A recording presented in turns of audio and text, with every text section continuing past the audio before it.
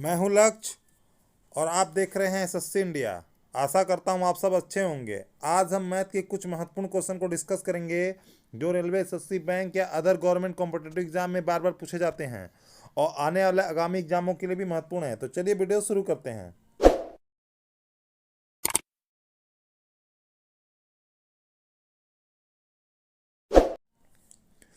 First question है, एक चुनाव में दो उम्मीदवारों ने भाग लिया और कुल वोटों का 10% अवैध घोषित कर दिया गया। कुल वैध वोटों में से विजेता को 53% वोट मिले और वो 324 वोटों से जीता। वैध वोटों की कुल संख्या ज्ञात कीजिए। माना कुल वोट बराबर एक्स रहा होगा, तो एक्स वोट का 10% जब अवैध घोषित कर दिया जाएगा तो टोटल वोट कितना होता है 100%। अगर 10% अगर अवैध घोषित कर दिया गया तो बचा कितना 90%।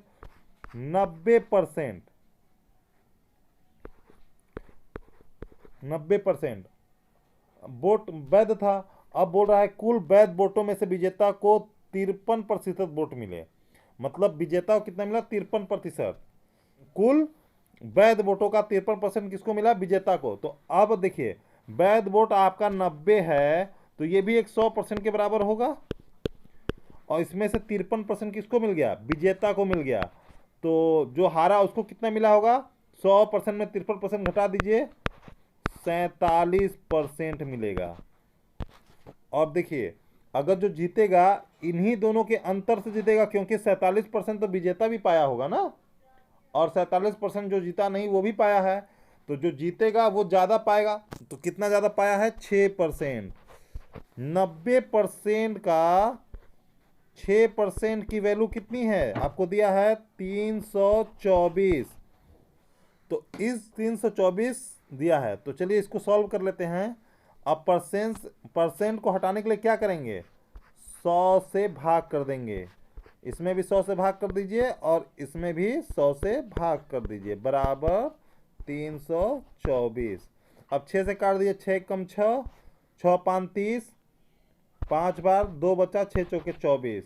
अब 0 से 0 कट गया और 9 9 छक्के 54। तो हमारा क्या आ जाएगा x की वैल्यू देखिए यहाँ पे 10 यहाँ पे 100 1000। 6 गुणे 1000 बराबर 6000। 6000 क्या ये 6000 कुल वोट की संख्या है। लेकिन हमें तो फुल वोट तो पड़ा नहीं है, केवल 10% अवैध हो गया था, 90% पड़ा है। तो 6000 का 90% बटे 100। 2 जीरो से 2 जीरो कट गया 9 छक्के 54। 5400 वोट केवल वैध था और अवैध वोट पूछा जाएगा तो 6000 में से 5400 घटा दीजिएगा 600 वोट अवैध रहा। आशा करता हूं ये क्वेश्चन आपको समझ में आया होगा। बढ़ते अगले क्वेश्चन की तरफ। चलिए अगला क्वेश्चन देखते हैं। एक वर्ष पहले ए से बी की आय का अनुपात 3:4 है। पिछले वर्ष और वर्तमान वर्ष की उनकी व्यक्तिगत आय का अनुपात क्रमशः 4:5 और 2:3 है। यदि उनकी वर्तमान कुल आय 3,250 रुपये है तो वर्तमान में ए की आय ज्ञात कीजिए। तो चलिए क्वेश्चन बनाते हैं। दो पर्सन हैं ए और बी। देखिए ए का पिछले वर्ष का आय का अनुपात क्या है 3 और बी का 4 है और दूसरे बार बोल दिया है ए के पिछले वर्ष का आय का अनुपात 4 है और वर्तमान आय का 5 है। उसी तरह बी का बोल दिया पिछले वर्ष का 2 है और वर्तमान 3 है। आप देखिए इसमें पिछले वर्ष का ए का भी 2 बार दिया है, एक बार 3 दिया है एक बार 4 दिया है। इसी तरह बी का एक बार 4 दिया एक बार 2 दिया है। तो ये पॉसिबल तो हो नहीं सकता क्योंकि दोनों बार पिछले दिया है तो समान होना चाहिए। इसलिए क्या करेंगे जो दूसरी बार दिया है दोनों का उनका एलसीएम ले लेंगे। 4 और 2 का जब एलसीएम लेंगे तो कितना आएगा आप देखेंगे 4 और 2 का एलसीएम लेंगे तो 4 ही आएगा।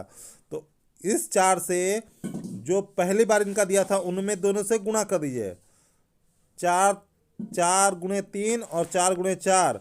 तो ए का पिछले वर्ष का आय क्या हो जाएगा 12 हो जाएगा और बी का 16 हो जाएगा। अब दूसरे बार जब दिया है तो 4 की वैल्यू 12 है, 4 की वैल्यू 12 है तो 5 की वैल्यू क्या हो जाएगी 4 की वैल्यू 12 है, 4 3 12 और तब 3 से 5 का गुणा 5 हैं 15। देखिए पिछले वर्ष ए का 12 है, वर्तमान में 15। उसी तरह 2 की वैल्यू 16, 2 अट्ठे 16, पिछले साल 16 थी तो 8 तरीके 24, वर्तमान में 24 होगी बी की।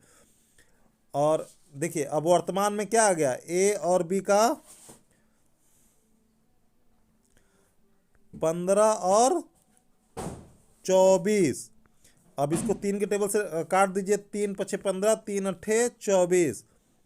इन दोनों की वर्तमान आय का अनुपात क्या आ गया, 5:8। टोटल आय क्या हो जाएगी इनकी, टोटल आय हो जाएगी 8×5=13। लेकिन क्वेश्चन में दिया है 3,250। 13 की वैल्यू 3,250 है। एक की वैल्यू पहले आप निकाल लीजिए, 13 एकम 13, 13 दूनी 26, 6 बजा 13 पचे 65।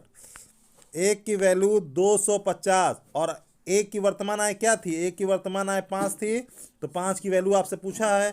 5 गुणे 250 का गुणा कर दीजिए। 5 का अगर 25 में गुणा करेंगे तो 125 और 0 लगा दीजिए।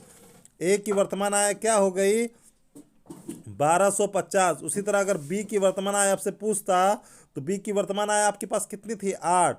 एक की वैल्यू 250 है तो 8 की वैल्यू क्या हो जाएगी, 8 गुणे 250। 25 का 8 में गुणा करेंगे तो 200 आएगा और 1 0 इसमें लगा दीजिए, 2,000 रुपया। आशा करता हूँ क्वेश्चन समझ में आया होगा। अगर आपको हमारा वीडियो अच्छा लगा हो तो हमारे चैनल को लाइक शेयर कमेंट करें और हमारे चैनल को सब्सक्राइब करें। धन्यवाद।